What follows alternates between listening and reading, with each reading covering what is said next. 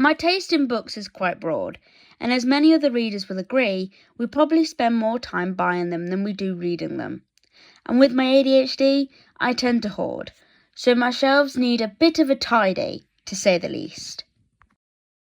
Hi, I'm Theodore Blanco, you can call me Theo, and welcome back to my channel, or welcome to it if you've not been here before. As you may have been able to guess from my cinematic intro, we are doing something that the internet has now decided to call an unhauling, otherwise known as reorganise my shelves with me and get rid of books I don't read anymore, I don't want to read, or are by problematic authors that I've only just found out about. So I just want to make room for more books that I feel like I want to read more, by a more diverse range of authors, by authors that are unproblematic, people just be saying shit. If you hear any background noises, it's because my little brother's downstairs and it seems that he doesn't know what the word quiet means. The book that I'm currently reading is Hell Followed With Us by Andrew Joseph White. Andrew Joseph White is a trans man, and the book follows 16-year-old trans boy Benji, and it is a sci-fi kind of fantasy dystopia that, in all honesty, I don't know what year it's set, but I know that it is in the future because it's after the world has ended, kind of. Without giving too much away, Benji was sort of raised in a evangelical cult that thought that, yes, if we release this plague upon mankind, that is God's will, and it will get rid of all the sinners and we will be good again. But no, it just was like killing everyone. Benji breaks free, etc., works alongside a sort of freedom fighter rebellion group sort of thing that are also all LGBTQ, or at least the vast majority of these teenagers are. And basically, I'm only 7 chapters in and it's already, I think this might become my favourite book. With the main character being a trans guy, you know, being finally able to see someone like myself in media, in books and stuff, is just makes me very happy. So yeah, that's what I'm currently reading, and it's awesome, and I already highly recommend it to basically everybody already. So that's what I'm currently reading. So I'm going to begin by taking off all of the books that I have borrowed from people in the past and forgotten to give them back, or I'm currently borrowing them. I'm going to put them on my other shelf and I will read them, but I want to keep this shelf as entirely mine with all my TBR books, really. Okay, now we're going to be moving on to the first shelf, the bottom shelf, whatever you want to call it, and I'm going to go through here and I'm going to remove the books that I either don't want anymore, or they're copies of what I've got, or I've found out they are by problematic authors. I'm actually going to start by taking off my little decoration, which is a tiny sort of Hot Wheels version of Dean Winchester's car from Supernatural. Supernatural is my all-time favourite TV show, and Dean Winchester is my all-time comfort character, and this is my dream car. It's a 1967 Chevrolet Impala sports sedan. It's a 4-door, and it's in black. Anyway, so the first book I'm going to be taking off my shelf is the paperback version of my favourite book, Thursday Murder Club by Richard Osman. I have all of the series in hardback, and I don't really see the point in having one paperback on my shelf of it. I'm not going to particularly just reread it in the paperback. If I'm going to reread it, I'll just reread it in the hardback. I enjoyed reading it in the hardback the first time, so I think that'll give it that extra nostalgia factor if I do want to reread it. Then I'm going to get rid of Red Rising by Pierce Brown. I actually have not read this, but the reason I'm getting rid of it, even though it was on my TBR for ages, I was really looking forward to it, but when I did some research into it, it turns out that Pierce Brown is apparently a Zionist, and I just want to steer clear of that sort of stuff, obviously. It's Free Palestine, but I'm sure I can find a book with a similar plot, or even a better plot, by a author that doesn't believe in the continuation of the genocide in Palestine. So goodbye, Pierce. This book is Gay and What's the Tea by Juno Dawson. I'm not getting rid of these books, but I'm going to be moving them to my other shelf because these are non-fiction and I have read them already. Like I said, I want this to be my TBR shelf. It doesn't matter that they're non-fiction, I could have non-fiction on my TBR shelf, but as I've read them before, I'm going to move them to my other shelf. I do highly recommend these books if you've just come out, or if you're just wanting to know more about the LGBTQ plus community, or if you've been out for years and years and years and you just want to read some books that maybe broadens your view of our community, or just want to feel better in yourself, or anything, just want some more LGBTQ recommendations, then I do really highly recommend these. This is The Windsor Knot by S.J. Bennett. I bought this book a long time ago. It seems like a really fun sort of concept, but I read a couple of chapters, I think maybe, and I bought it a very long time ago and I've not gone back to it since, so I have a feeling I'm probably not going to go back to it, and I'd rather this shelf be full of books that I am dying to read. The last one on this shelf that I'm going to be taking off is The Girls I've Been by Tess Sharp. I bought this because it was highly recommended on social media and stuff. And again, I bought it a while ago and I've just... I've inhaled some dust and I seem to be choking. But again, it's just been sat on my shelf and I've not read it yet. So I just don't want it going to waste. So I'd much rather give someone the chance to get it and read it, who actually thinks they are going to read it. Again, no offence to Tess Sharp or anything like that. I'm sure it's a brilliant book. I just don't see myself going back to it because I bought it ages ago and I've not thought about it since, unfortunately. So that is the bottom shelf done. Caught my death. Okay, so we're going to be moving on to the second shelf now. Before I begin taking any books off, I'm going to start by taking off my Hermione Granger Funko Pop. Anyone who knows me knows that I love Funko Pops. I collect them. Why? They look funky and fun. There's no other reason to collect Funko Pops apart from the fact that they look nice. Yes, I know she's still in the box. All of them are still in the box. Not because I want to keep them so that they have more value if I resell them, which is true. However, I just don't want to take them out of the box.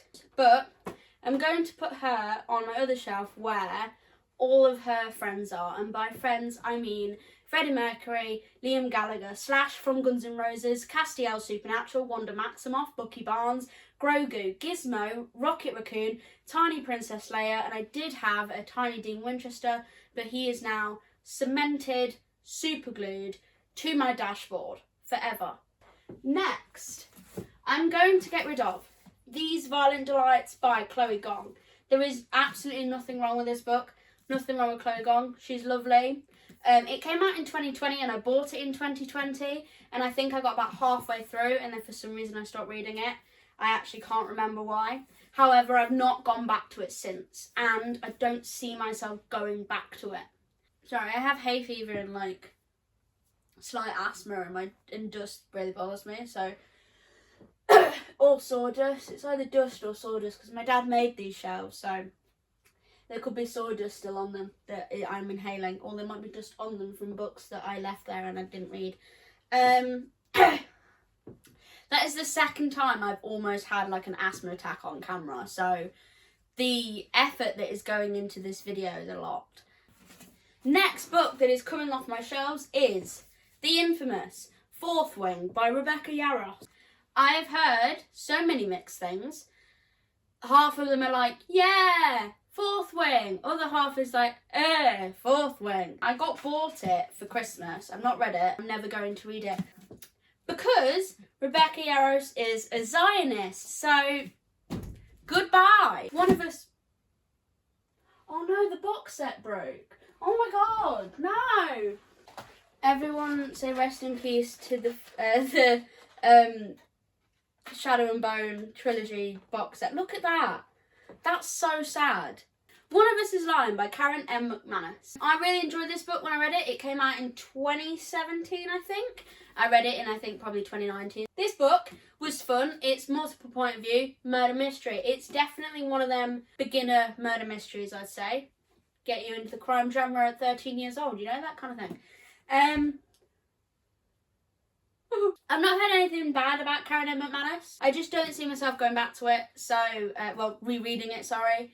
So I think that I'd much rather have some more books I'm like dying to read on my shelves that did enjoy it. So, maybe give someone else a chance to enjoy it. I'm not getting rid of this book, it's just on the wrong shelf and I don't know how it got onto this shelf. It's Good Girl, Bad Blood by Holly Jackson. It's the second in the Good Girl's Guide to Murder trilogy and I don't know why it's on this shelf. So I'm going to move it back to my other shelf where it belongs with the rest of its own series. Happy Place by Emily Henry. Now, I was really excited about this book and one of my best friends, Neve, really likes Emily Henry, but I've heard that Emily Henry might be a Zionist. It is reviewed by Colleen Hoover and everyone who knows me knows that I will not touch a Colleen Hoover book with a 10-foot pole. So maybe that's a sign. Also, the person that wrote Icebreaker is on here, which I think is that one weird hockey book that made Book Talk go like, ah, hockey players! And then everyone sort of harassed that hockey player's family.